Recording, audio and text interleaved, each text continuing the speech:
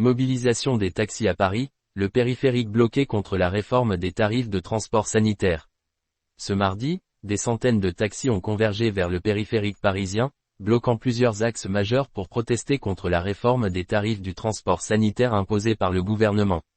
Cette mobilisation, qui a également touché d'autres grandes villes françaises comme Lyon, reflète la colère des chauffeurs face à des pertes financières qu'ils estiment insoutenables. Des baisses de tarifs jugées désastreuses.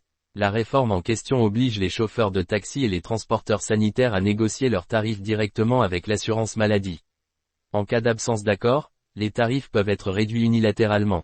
Les chauffeurs dénoncent une baisse de 30 à 40% de leur chiffre d'affaires, menaçant, selon eux, la viabilité de leur activité, particulièrement dans les zones rurales où le transport sanitaire représente une part essentielle de leur activité.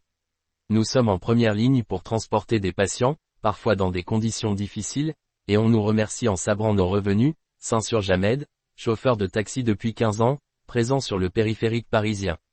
Un secteur sous tension. Selon l'assurance maladie, environ 40 000 taxis conventionnés étaient actifs en 2023, représentant près des 3/4 du transport sanitaire en France.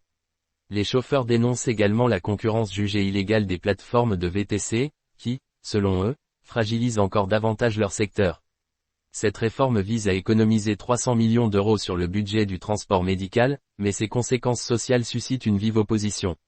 À Lyon, des blocages similaires ont paralysé plusieurs accès routiers, nécessitant l'intervention des forces de l'ordre pour rétablir la circulation.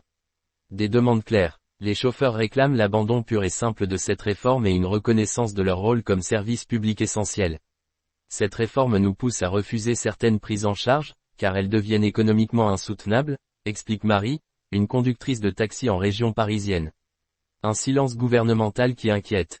À ce jour, le gouvernement n'a pas encore réagi officiellement à cette mobilisation.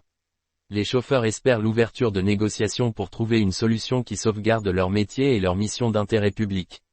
En attendant, la mobilisation reste forte et des actions similaires pourraient se multiplier dans les jours à venir, perturbant davantage les déplacements dans plusieurs grandes villes françaises.